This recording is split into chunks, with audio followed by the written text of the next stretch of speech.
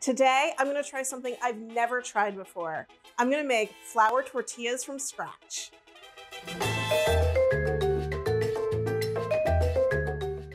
So over the last year, we've been really loving having flour tortillas on hand at all times.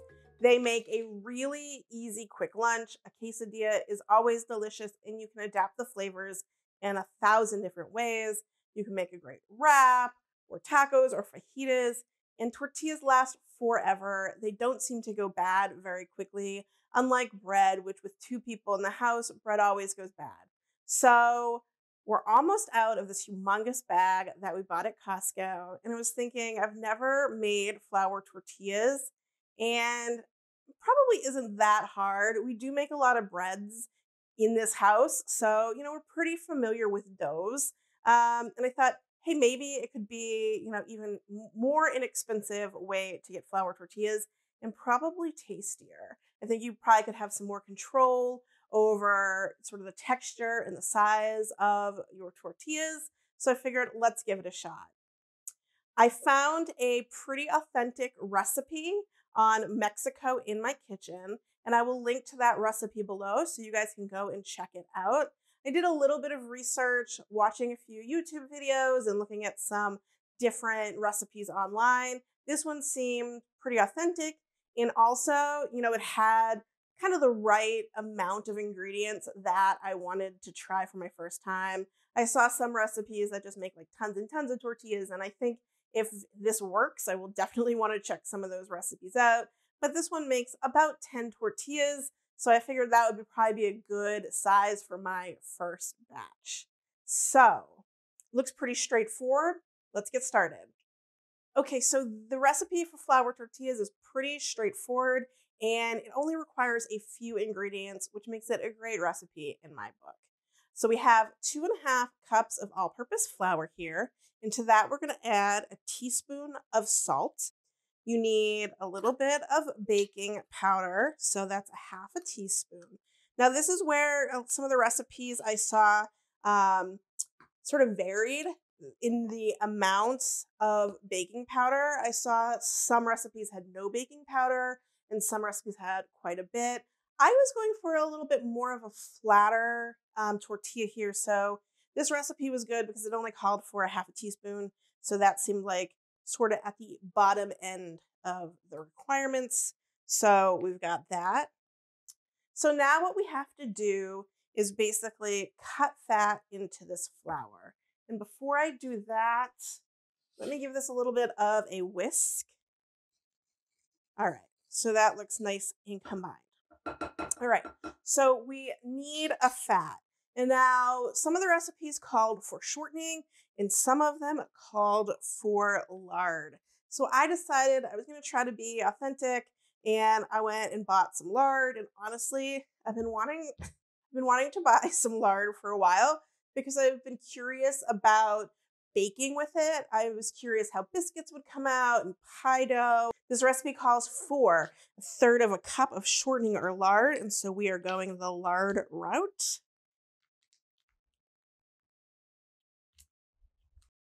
So let's go for it. I like any recipe where I can use my hands. And we're just going to basically rub the lard in with my fingertips, just like you would do making biscuits or pie dough. So this is probably going to take a couple of minutes to get it to the right texture. Okay, I think I'm there. I think the tell for when you're kind of where you need to be is that this dough will kind of hold together like if you were making a streusel topping or something. And it breaks apart pretty easy, but it definitely will hold together in some big clumps. So I believe that means that this lard is worked into the flour. So the next thing we're going to do is add some hot water. And you really just need sort of hot tap water. And this is where I think it's going to get tricky since I've never made these before. I think this is going to be a little bit of a eyeballing the right texture because you don't necessarily need all of the water. because sort of the environment that you're currently in plays a role in how moist your flour is. You could use more or less water. It's pretty dry here right now though, so it might take all this water. So I have a cup and I'm gonna put maybe half in and start mixing it.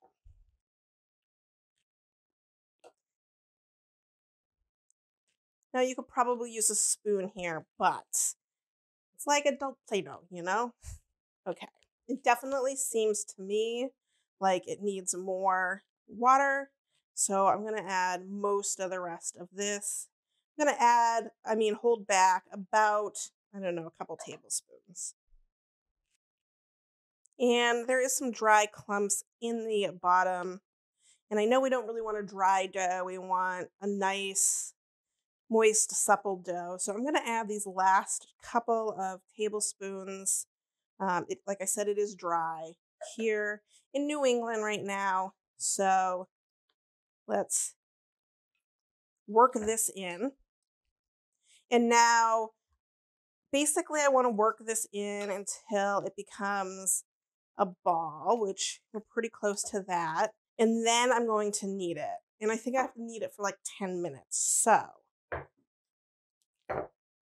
let's go ahead and do that now. And I might need a little bit more flour. I don't know.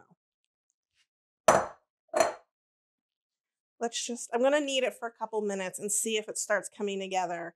It should start to get like smooth and kind of look like, from what I could tell, like a very soft pizza dough. So I'm just going to work this dough for a few minutes and we'll come back and see where we get. All right, we're about 4 minutes in and my cutting board was driving me crazy. So I just took the dough, put it on my counter. I used this little bench scraper to kind of scrape up all the dough. And it is coming together. I did not need to add any more water. Just as you need, you build that gluten and the water hydrates the flour. So we have got good little dough going on. I definitely think this needs about another 5 minutes because I think it needs to be pretty smooth. So I'm going to keep going and I will see you back in another 5 minutes or so. And while I'm kneading, how about a little shout out to one of my loyal viewers out there. Hey, Ingrid. I'm glad you're watching. I hope you're having a good week and that you are having a good time in school.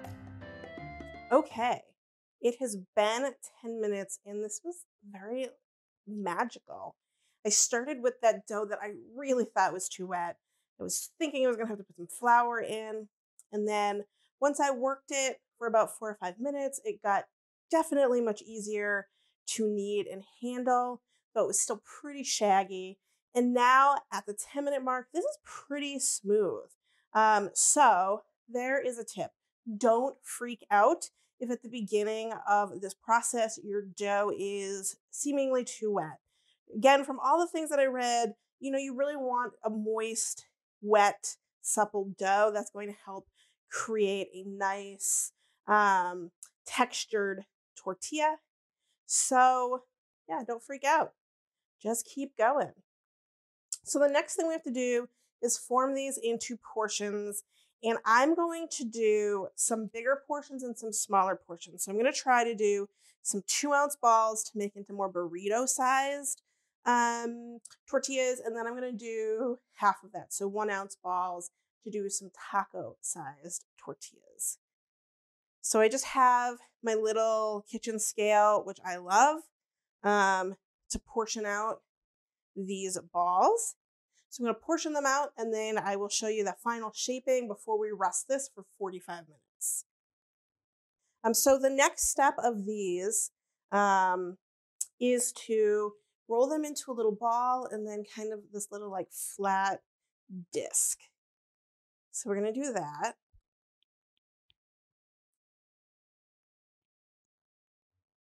So I'm going to do that with all of these, and then I'm going to cover them with a damp towel and let these rest for 45 minutes.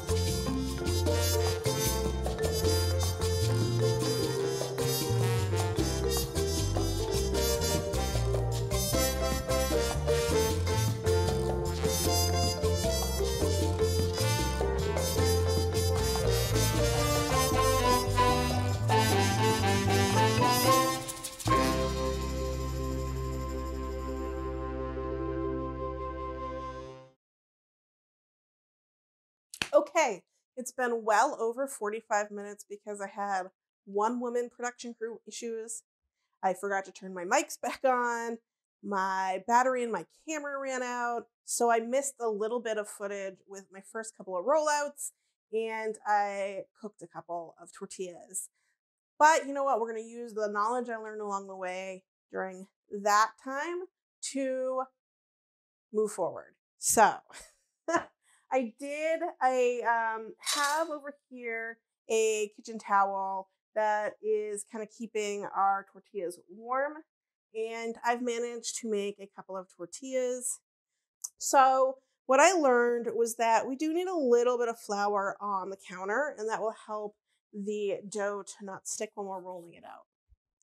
We're going to go back, and I was doing the little baby taco-sized flour tortillas, and I'm going to just make sure that there's a little bit of flour on both sides, which helps with the rolling out.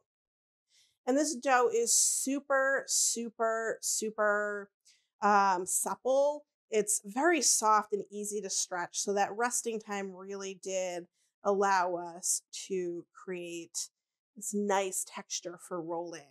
And you can pull it a little bit into a circle shape before you start rolling it out. So we're going to get this down and start rolling it out. And my rolling pin is a little too big for the pan to be here. So I just move that out of the way. And I'm going to roll this into as circular of a shape as I can. And what I found is that if I roll and turn a quarter turn, it gets a little bit better. So I will say I'm not really finding myself great at this part. Again, I think that it's probably going to be pretty tasty. All right, this is just getting to be about 400, so let's put this first one that we did. Now this is supposed to take about 20 to 30 seconds on this first side. It's going to puff up a little bit. We're going to get some light brown golden spots on the bottom. We don't want them to be too dark, but we also don't want them to be too light. So let's see. I have this offset spatula, which is helping to flip. Got a little bit of browning, though. I think maybe this could have been a little bit of hotter pan, but I didn't want to cook it too much on one side. And the second side won't need as much time because it starts to cook on that side when it's flipped.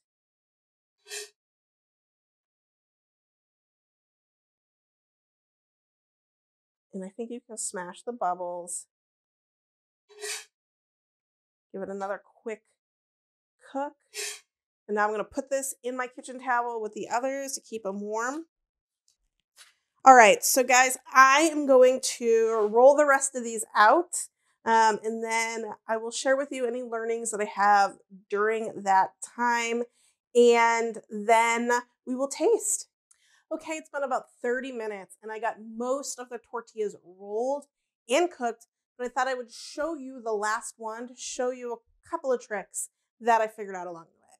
First of all, to get flour onto these little dough discs, I found that it was really cool just to like dip them in the flour on both sides and then just kind of pat off the excess. And that will give you a nice coating so that it is easy for you to roll them out without sticking.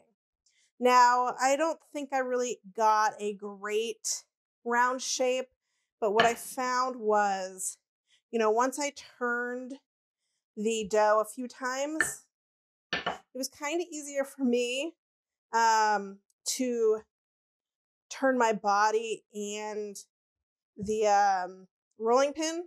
So, I think this is just one of those things where you have to figure out your own technique and what works for you. I will say I probably could use a rolling pin about the third of this size, and that might also help just have a little bit more control here.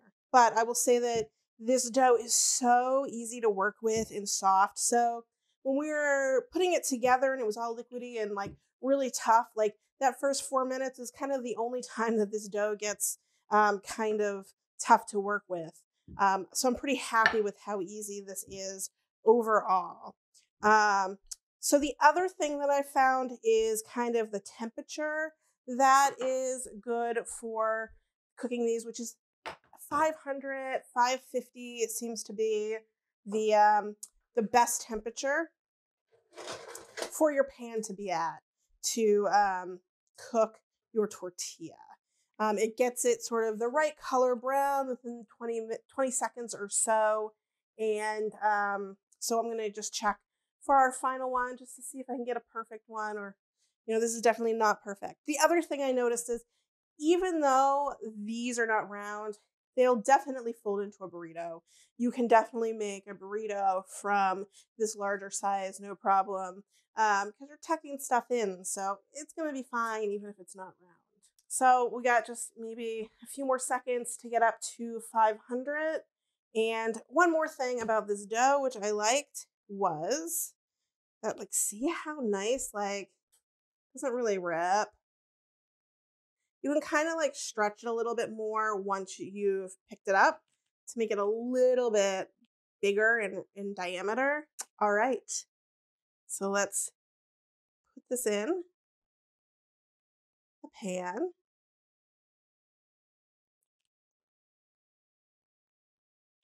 Okay, so pretty good. Now, if you don't have one of these cool infrared thermometers, which I do love because it's great for frying and candy making and that sort of thing, I did notice that my pan was smoking just a little bit when it was at the right temperature. So if you have a cast iron pan, use that as an indicator on when you should put your tortilla in, is that you will get a little bit of smokiness coming up from the pan. And I might have not waited. Oh, there's the bubbles. Okay, so you're going to start seeing a bunch of little bubbles coming up. And then, maybe 5 to 10 seconds after that happens is generally when I found that you're going to want to flip. And so I just take a little look to see if there's that golden brown color. And you can see there's some nice golden brown spots on here. Now we're just going to flip, after this is flipped, we're going to let it cook for another 10 to 15 seconds or so, looking for the same kind of coloration on the tortilla. This is just a little bit of char from previous tortillas.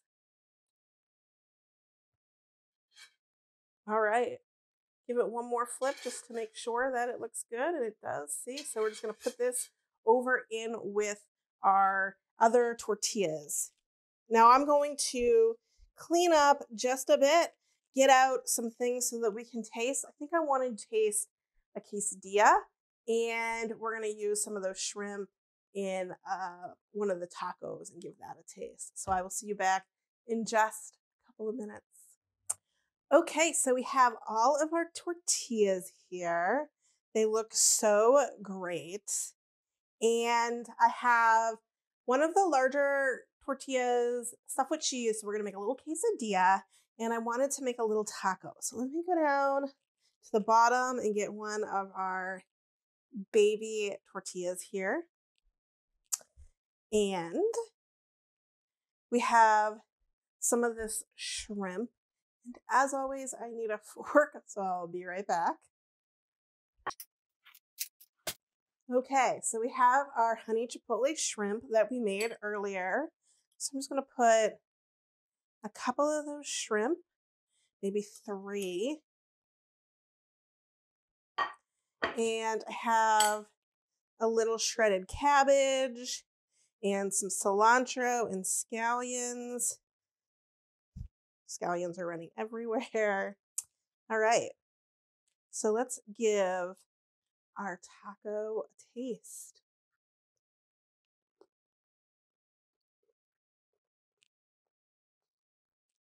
That's really good.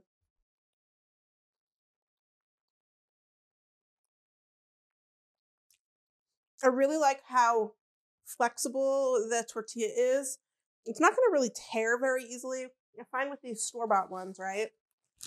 A lot of times when you're trying to fold them or turn them, they break and they rip and they tear.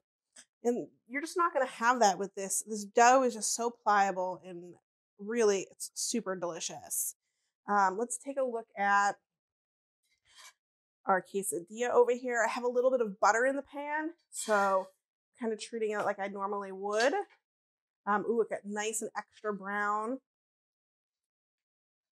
All right, let that go.